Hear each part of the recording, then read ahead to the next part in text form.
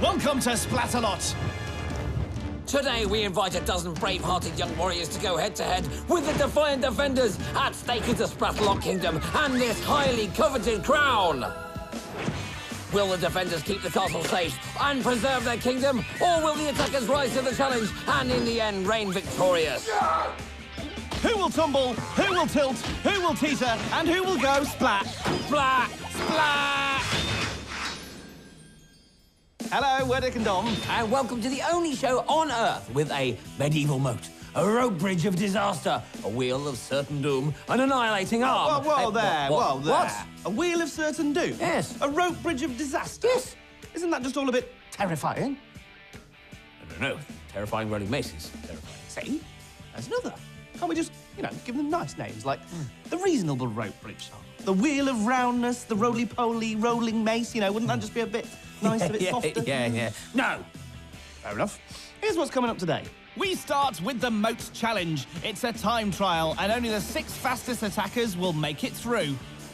In round 2, they will have to seize one of 4 flags before escaping the stockade. 4 flags means only 4 finalists, and they will all be competing to claim the Splatalot crown. No one said it was going to be easy. Here's that moat challenge in more detail. The first thing facing the attackers today is the pungent plank. It's a bit of a stinker. Then it's onto the roly-poly mace. No, it's not. It's the terrifying rolling mace. Stop being nice. OK, after the impossible incline, it's across the beastly battle axes, a deadly duo. Then over the rope bridge of disaster. And finally onto the debilitating disc, which completes the course. So the attackers have certainly got their work cut out for them. Yeah, that course is next to impossible. Even a perfect specimen like me would have trouble getting across. Let's move on. Of course, making all the challenges even harder are those dastardly defenders. She's your worst nightmare. It's Nitrous. He's vain and a pain. It's Gildar. And finally, the Joker in the pack. It's Kookaburra. Welcome to Splatalot! Not welcome. The defenders are in position and the course is looking great. So it's time to bring out the attackers. Remember, this round is against the clock. And kicking us off is Nick. Near command, a few words. Actually, one word. I believe the stinger has been stung. Hello, I'll be your host for this evening. My name is Kookaburra. It's also polite. Hoi! Then that happens. As Gildar said, the stinger has been stung, and stung again. Marty's back up. Hello, Nicholas. I am the mighty Gildar. Dupe off! I beg your pardon, Nicholas. And into the Dirty Norris. Did he say dupe off? I think it's German. Well, he's certainly thrown the defenders. Oh, and that's not all he's throwing. He's fighting back. Hey, uncalled for. Is that allowed? Can he use the defenders' weapons against them? Well, there's nothing in the rulebook to say that he can't, so we're letting it go. Let's call it showing initiative. The battle axes are next. Get ready for a duping. Kookaburra, chirpy and irritating as always. Orderly! Well, there's nothing in the rulebook that stops us watching that again, and again, and not again. Ah, Nicholas! How do you fare today? Less duping, more attacking, please. And Nicholas has really got to the defenders. Which isn't always the best plan. Yes, the defenders often have the last splat. Bullwhacker! What a naughty man! And Nick is finding the disc debilitating. I believe you've been duped. And I believe Nick has finished. His time is 8:21. Far from safe, but still very good. Here's Ada.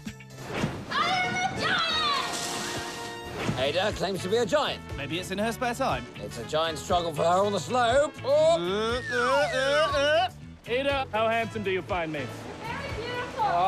Ada, what about me? You're also very beautiful. This girl's going far. I don't want to dishearten you chaps, but I think she was using sarcasm. I don't follow you.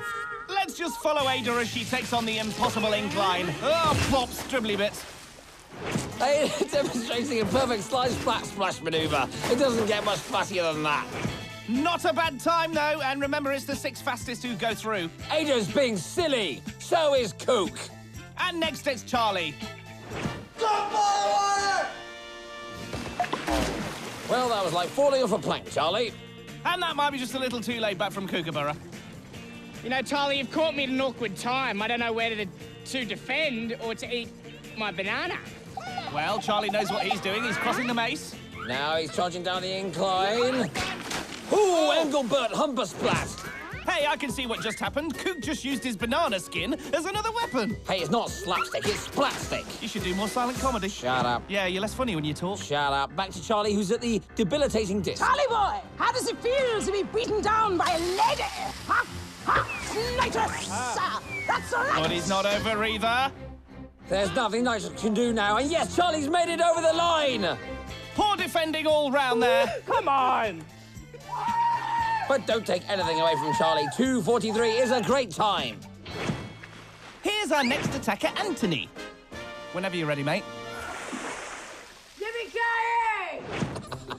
Well, his battle cry was a tad late, but it's all about his time on the course. Nice miss. Are you giving me some sass, Anthony? Oh, yeah.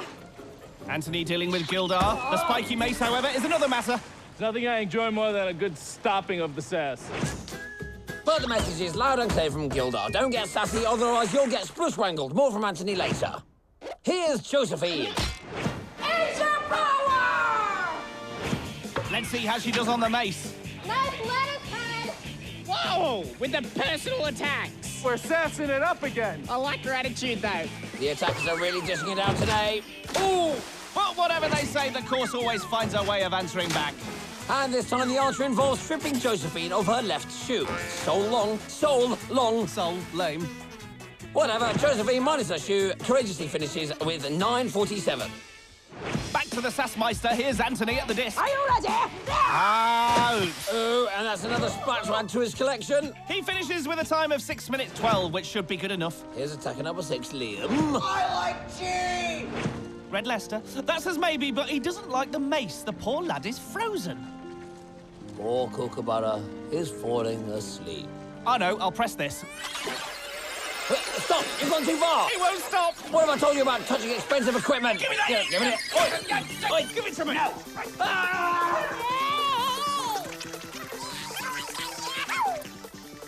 What do we do now?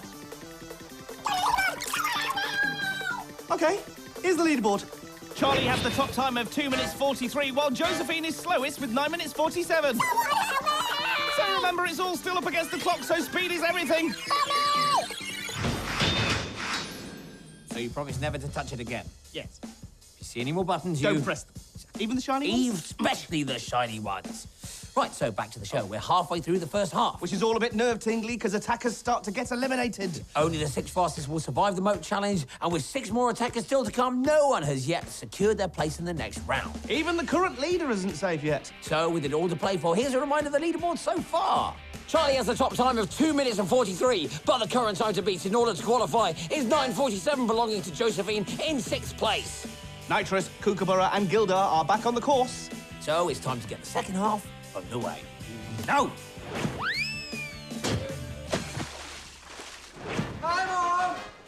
Let's see how Tyler deals with Gildar. Tyler, how are you today? That's good. Is your mother watching? Hello to Tyler's mom, who is clearly impressed by my handsome Viking-like features. I heard he printed 10,000 autograph cards and posted them all to himself. It would take a brave warrior to recover from Gildar's nonsense. Oh, and can Tyler hold on? Come on, Tyler! Fungal toot! Gravity wins every time. If you watch this again, doesn't it look like Tyler's floundering like a fish? Oh, no, you found another one of those silly shiny buttons, haven't you? Did you press it on purpose? No, I pressed it on porpoise. Tyler now with the debilitating disc to go. Careful, my boy. Nitrous has her eye on you. That can't be pleasant, especially when you're being pelted with water and hanging by a thread. Ah, Burples, good effort, but he's in the tie broth. Sorry, Mom. That must be very embarrassing for you. Says the world's most embarrassing man. Tyler won't mind because at the moment his time is good enough. Here's attacker number 8, Breanna. I like cotton swabs and white glue. Now there's a happy face. Hello, Breanna. That's not nice. That's supposed to be nice. I am a defender. I am Goldilocks. telling me I look like Goldilocks. I'm not laughing. Meanwhile, back at the mace. Oh, Goldie Luke. Bree's making waves. She certainly is. I don't know how Goldilocks Gildar will recover from this. Replay it. Do you think his paintballs were too hard, too soft, or just right? Breanna progressing to the incline. Gilda! Oh, Kook's up to something. And what's that supposed to mean? Get the attacker. Brilliant. Oh, and now Nitrous is having a go. All right, wait a minute, I got one. Defend the castle! Well, all you had to do was do this. Cut it out! Back to the action. Breanna on the battle axes. Oh, and off them. Breanna, boo-boo, that deserves a replay. And Breanna deserves a medal because that's a potential splat of the day. Boo-boo. Well, Breanna Boo Boo makes it over the finishing line, but she won't make it any further with that time. Hard cheese, Bree. Not funny. Anyway, Brie is a soft cheese. All right. I was only monkeying around. Looks like you've met your match with Janel then. Ooh, and he's met his match on the incline. A prize turkey impression for Melanie, but a foul result on the mace. Cat face. Oh, and now there's a cat amongst the turkeys. Have we wandered into an episode of Dick and Dom Go Wild? Well, it is a jungle out there. And the beastly battle axes don't care what kind of beast you throw at them. Monkeys, turkeys or cats, they're all going in the moat. Oi! Oi! But Melanie has found her way over and is crossing the rope bridge. Trouble is, the next predator in the food chain is waiting. There goes Janel. And Heather makes 3 rope bridge casualties. That's how it's done. So will they go wild about their times? Janel has 5:53 and goes ape. Melanie gobbled up the course in 4:41, a great time. And Heather is perfectly happy with 7:04, which is good enough for now. Jonathan could change all that. Feel the thunder! And old Johnny wins battle cry of the day. Can everyone be quiet? I'm trying to feel the thunder. Feel the thunder! Oh, I think the thunder was just a fart. oh, well, yes, that certainly cleared the air. But Jonathan can't clear the maze. Well, we all felt Jonathan's thunder, but the storm blew itself out and ended in a time-honoured splat. But is it a time on a time? Yes! 5:31 means that Thunderpants Jonathan will return. Well, that's it. That's it for round 1. Sadly, 6 attackers must now leave the kingdom with Splatalot. But for the remaining 6, the quest continues. A quest that will ultimately lead to a new ruler. But will we have a new king or a new queen? Here are the job applicants. Charlie, Melanie, Jonathan, Janel, Anthony and Heather. You too. They now move on to the stockade, which is a different challenge altogether. Yes, in round 2, the attackers go head-to-head. And as ever on Splatalot, they will also be going splat to splat. So the attackers through are Charlie, who was the fastest in round 1. Melanie, our turkey girl. Anthony, the sassmeister. Heather, who's feline fine. Janelle, our cheeky monkey. And Jonathan, who likes to break wind. And won our unofficial battle cry of the day with... Feel the thunder! Feel the thunder! Think I need to work on mine a bit. Yeah. Lying ahead is the stockade. 2 attackers won't escape. But 4 will, and they will compete in the grand final where that much-treasured crown awaits. So, who's your favourite? Charlie, Melanie, Jonathan, Janelle, Anthony, or Heather. Let's take a closer look at what awaits them in the next round. Welcome to the stockade. See those spinning hexagons? Well, imagine trying to stand on one. Once they've got their balance, they need to collect these rungs and build their own ladder. Then they have to grab one of 4 flags and make their escape to the top of the stockade. And that is why the stockade is such a horrible place to be. 6 attackers, but only 4 flags. 2 have to go. So this is where things can really turn ugly. Oh, no, don't let Gildar hear you say that. He hates that word. Yeah, I've forgotten about the defenders, because in round 2, we also freshen things up with a new batch of baddies. We certainly do, and they can't wait to take part in this Splatfest. In the stockade today will be the one, the only... Tinker. Making his first Splatalot appearance, it's... Thorn. And finally, we say hello to... Scab! Prepare to be amazed at our sheer power! So, we're about to begin. Here's how the attackers line up from left to right. Melanie in the light blue, Heather in the pink, Jonathan in the yellow, Anthony in the navy, Janelle in the orange, and Charlie in the green. And they're off! Here comes the slime and foam. It's about to get very slippy. Very slippy indeed. Charlie makes a big leap for the rung, but not big enough. It's nice to see Scab so happy with his work. And Tinkle with a devastating splat on the back. Fawn also trying to target Janel. He's got his first rung. There's no business like splat business, huh? Show tunes from Scab. How did that happen? Oh, and Jonathan takes quite a tumble there. He uses the hexagon as a springboard, and you can see how close he gets to the rungs, but he comes up with nout. Here's Charlie, and his leap. It's a good one. That's how to do it, Jonathan. Oh! The ladders are underway, but the splats keep coming. Anthony, splat. Melanie, splat. Heather, splat. Fawn unleashes some more slime just as Charlie goes for another leap. Badoing, Kanga splat! Charlie tears down the rung holder, and the rung is the stockade safe. And we've just heard from the authorities at the castle that they're going to be billing Charlie for the damage, so let's just see. There's £100 for paints, £900 for labour costs. There's going to be £2,000 for service charge, £4,000 for emotional damages, £600 for this, £300 for that. Which makes Charlie's chances of winning, impossible. Let's get back to the action. It's all still to play for in the stockade, but Jonathan finds he has a bunged rung. Oh. Don't think he's bunged up anymore. Can you smell that? Moving on, Melanie overshoots. Then, oh! Janel almost leaps straight into her. That could have been quite a pile-up. Melanie and Janel almost literally going head-to-head. Fawn keeps splatting, but he's not seen Charlie, who now has his last rung in place. Oh, Tinker's seen him. And slimes him, but it doesn't slow Charlie down. He's the first to grab a flag. Melanie and Anthony are still leaping to stay in contention. But Charlie is on his way up and out to the stockade. He's the first one through. So 1 down and 3 to go for the 5 remaining attackers. Who will be next? Anthony makes his way up the ladder, but Tinkor is waiting with a slime bucket. Oh, and that is a seriously slimy splat. Hexy Wackerberson. Tinker swapped his bucket of slime for a slime stick. And Scab is now on the goo grenades. The defenders are really working as a team and slowing the attackers down. However, Anthony now has a flag. This means there are only 2 left for the others to fight over. The tension is building. And there is Anthony, the second attacker through. Boo! Jonathan is finishing his ladder. But Melanie is ahead of him. And Melanie is sprinting up the ladder. Scab is concentrating on Janel as Jonathan grabs the final flag. Melanie clambers to the top, and so does Jonathan. So that's it. The round is complete. Yes, Melanie and Jonathan are moving on with Charlie and Anthony. Which means it's goodbye to Janel and Heather. One more.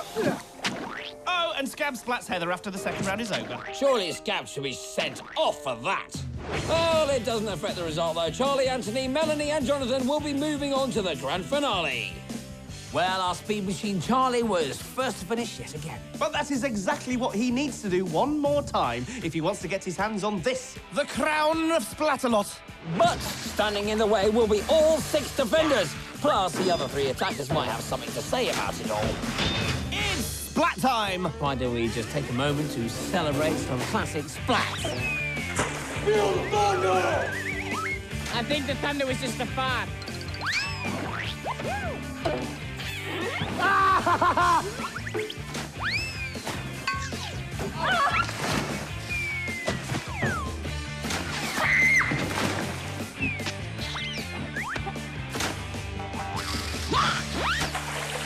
That's how it's done.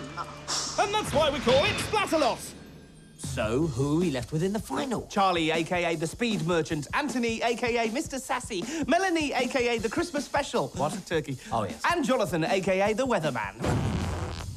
They were among 12 contenders who bravely raced around the moat challenge. 6 survived to battle it out in the stockade. Which claimed 2 more attackers, leaving us with today's finalist. And really is a massive achievement to get through to the final. So who's going to win out of Charlie, Anthony, Melanie, and Jonathan. Tricky to say, really. Previous form's not always the best guide, as each round has its own unique challenge. Of course, a major challenge in the final is the inclusion of all 6 defenders, who will not be making life easy for the attackers. We've got Gildar, Tinkor, Scab, Kookaburra, Nitrous, and Thorn. Now, let's check out the course. We start with the pole drop into the murky mud bath, and then it's over the slippery slides. The Titanic teeter-totters are next, followed by a trip over the barrier of all barriers. The leaping lily pads await, and then it's a climb to the top of the water wall where the crown can be found. Well, when you put it as simply as that, it sounds impossible. So here's the lineup for the final. Charlie's in the green helmet, Anthony's in the navy, Jonathan in the yellow, and Melanie in the light blue. The defenders are looking really focused. Even Scab and Kookaburra.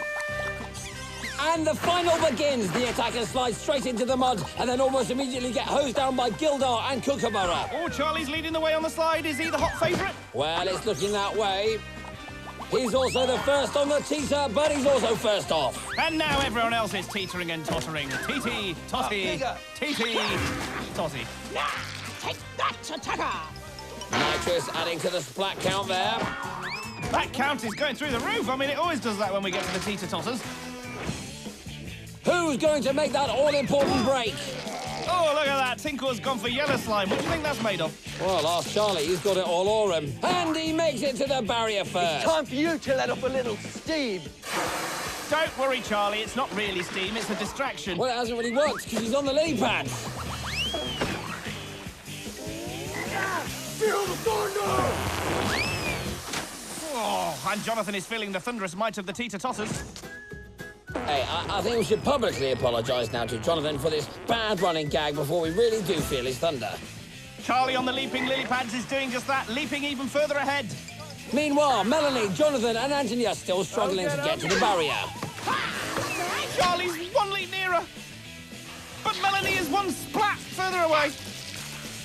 And Charlie leaps for the platform, but he doesn't make it. You see, he has to get his elbows onto that platform to proceed. And possibly for the first time today, Charlie is struggling. The defenders have surrounded him. Good defending, everyone. Now, can the other attackers make the most of this opportunity? Droopy Dribbler! The answer at the moment is no, as Tony is still getting splatted. Ouch! Oh! Ouch! Oh! So there's teetering, then leaping, a bit more teetering, a little bit more leaping,